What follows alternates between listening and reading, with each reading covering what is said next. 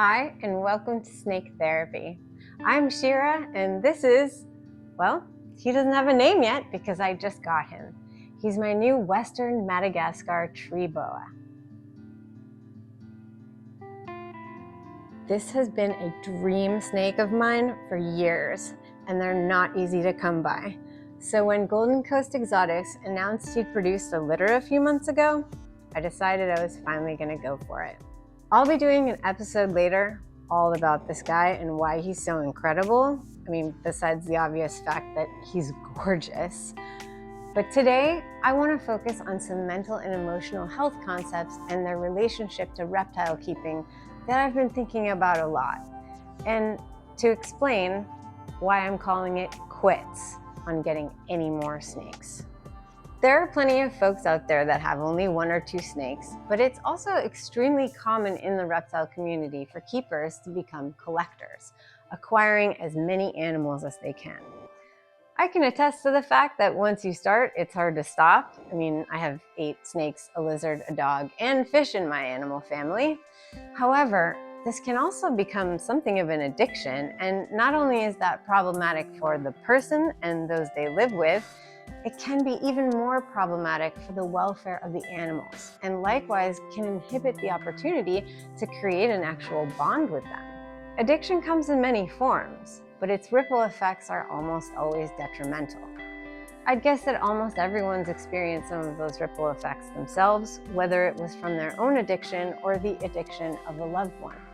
And even if it's not a full-blown addiction, sometimes when you're passionate about something, drawing boundaries, assessing the line between need versus want, and knowing when to stop can be challenging. So today, we're going to talk about that through the lens of snake therapy. Let's slither on into it. Are you sleepy?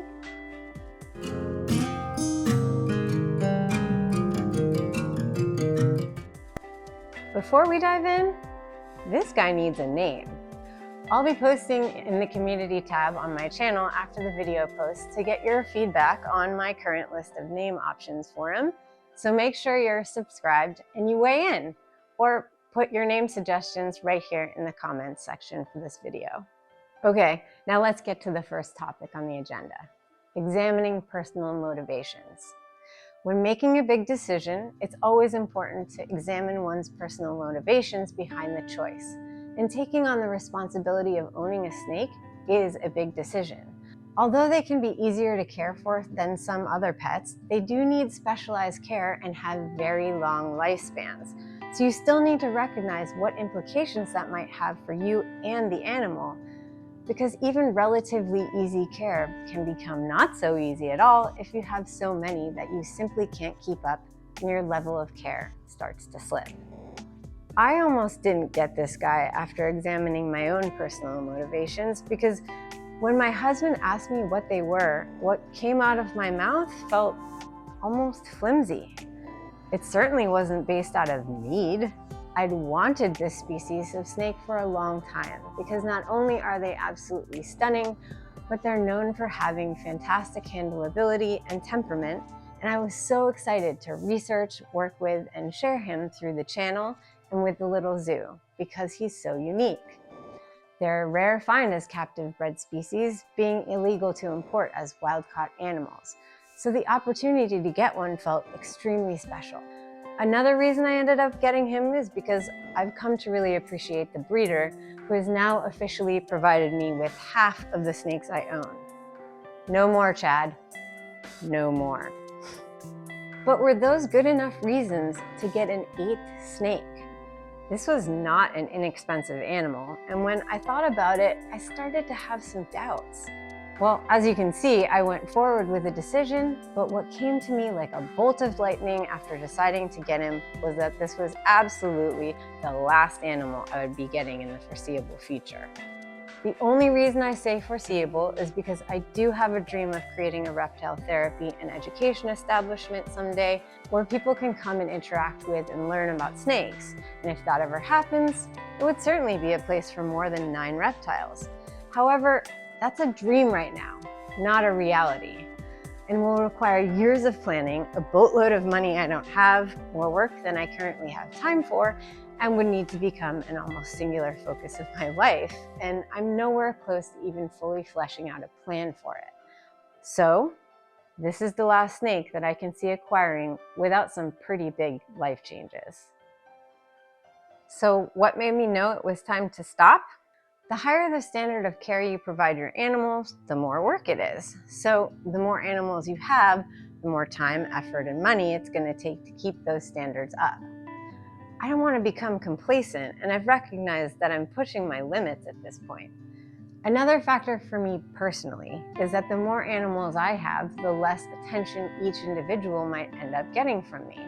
When I got Anu, I held her every day. When I got Hobbs, I held them almost every day. When I got Helios, well, you can see the trend here.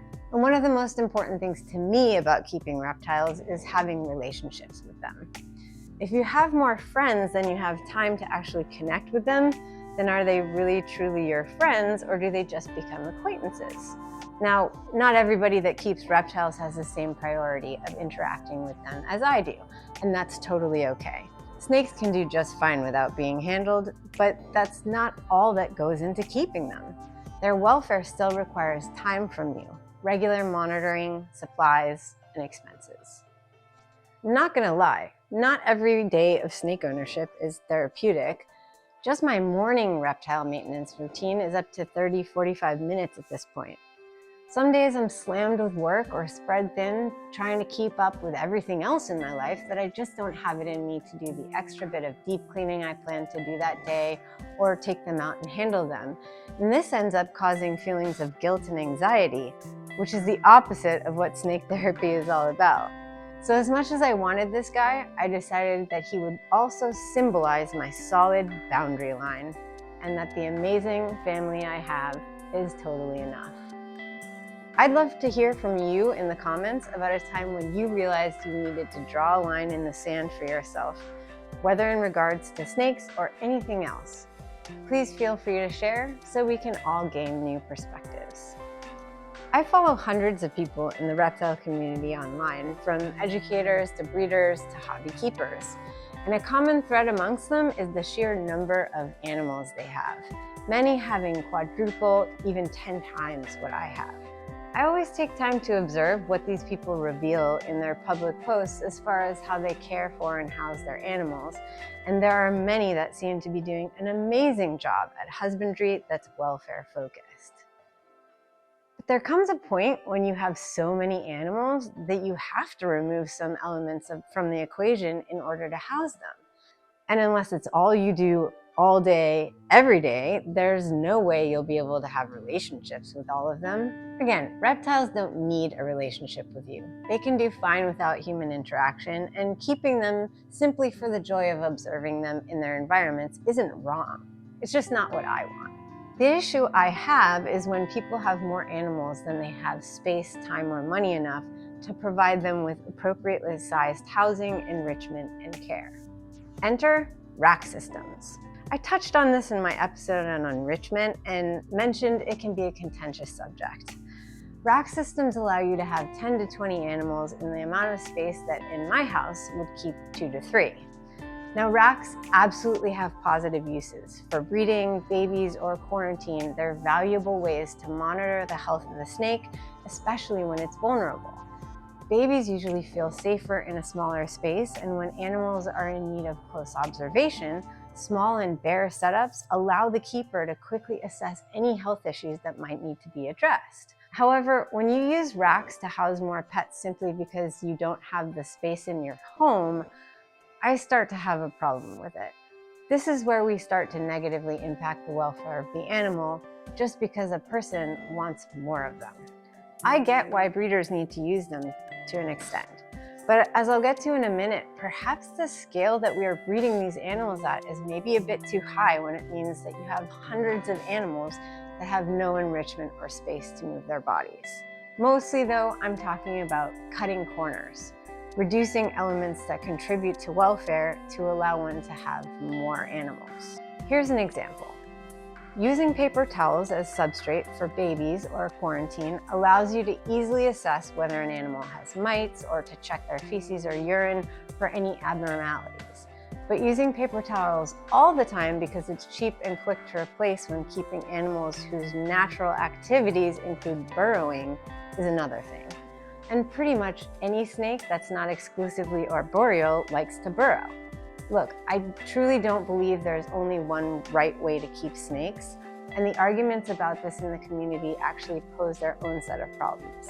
All I'm saying here is that we should all consider our motivations and practices thoroughly as the first priority, and how many animals we can get as second.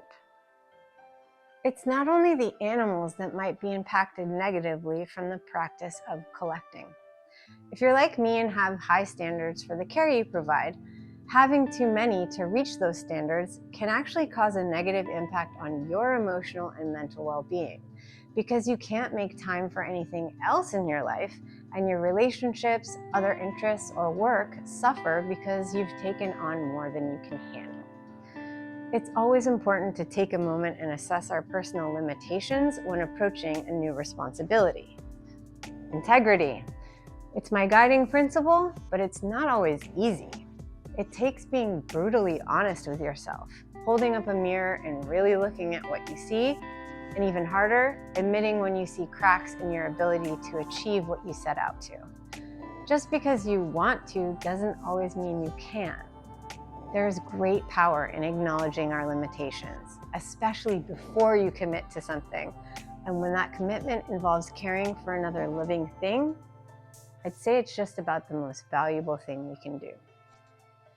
I'd wager that reptiles are hit the hardest by human neglect as far as pets go. Partly it's because most people don't consider them to be as sentient as mammals, and that can allow us to more easily disregard their needs. We do a deep dive into that topic in my series on snake intelligence. But another issue that hits reptiles harder than most other pets is that rehoming or surrendering snakes for adoption is way more difficult than it is for mammals. All animal shelters struggle to house and rehome impulse bought, stray, or unwanted dogs and cats, but furry creatures are much more likely to be adopted than, say, a 15-year-old common boa that got too big or boring or was just too much responsibility for its owner to keep. The amount of reptile adoption programs is a minuscule fraction of those for mammals. I searched for a list of reptile rescue programs in the US and found what was supposedly a comprehensive list of 78. Now I'm sure it's actually a little more than that, but probably not that many more. Out of that list, only 50 of them were noted as accepting all reptiles, the rest being specific to certain types like turtles and lizards. And I know for a fact that many of these places have restrictions or rules about what they can actually take in. Like large snakes over 6 feet are often on the sorry, we can't accommodate list. After this search, I've decided to do an episode specifically about this subject, and I'll be interviewing some organizations here in California to try and raise more awareness and attention to the issue. Remember, the lifespan of these animals is 2, 3, even more times than that of a mammal. Ball pythons are now said to be able to live to the ripe age of 60. This means they're much more likely to become unwanted before their lives are over. Children who are given reptiles as pets lose interest or go away to college, and their parents decide they don't want the responsibility. And it's even worse if you have 10 or more snakes that you suddenly realize you don't have the bandwidth to care for anymore. The number of captive bred snakes being produced right now is mind-boggling. And just like dogs, snakes are being shaped and reformed through selective breeding into unique morphs of their natural colorations, sizes, and patterns. Designer animals are often much more attractive to new buyers, so those normal ones are less likely to find and keep new homes. Severus is an example of a morph. BCIs do not normally look like he does, and I'll admit his unique coloration was one of the first things that made me want him. Now, I'll keep Severus until the end of his life, which will hopefully be well over 20 years from now. I'll get a 4th job before I give him up. But many other animals won't be so lucky. This is why it's so important to know when to quit. to understand your limitations, set boundaries, and in the case of snake ownership, not fall into the trap of becoming a collector just for the thrill of getting a new animal. Quitting isn't always for losers. Sometimes it's the strongest and most admirable thing you can do. There are plenty more dream snakes out there that I'd love to own. But guess what, buddy? You and the rest of the family are plenty dreamy enough for me. Before we wrap, I just wanted to ask if you'd consider joining us on Patreon and supporting the channel. For less than a cup of coffee, in California anyway, per month, you can help us make videos that bring awareness to important topics related to mental health and animal welfare, while getting ad-free viewing and some extra content to boot. We're so grateful you're here with us, and we hope that at very least, this channel helps you reflect on how to be a better you and how to have a better connection with and appreciation of these amazing animals. I'm Shira, and he'll have a name soon, and we'll see you next time for more snake therapy. So sleepy.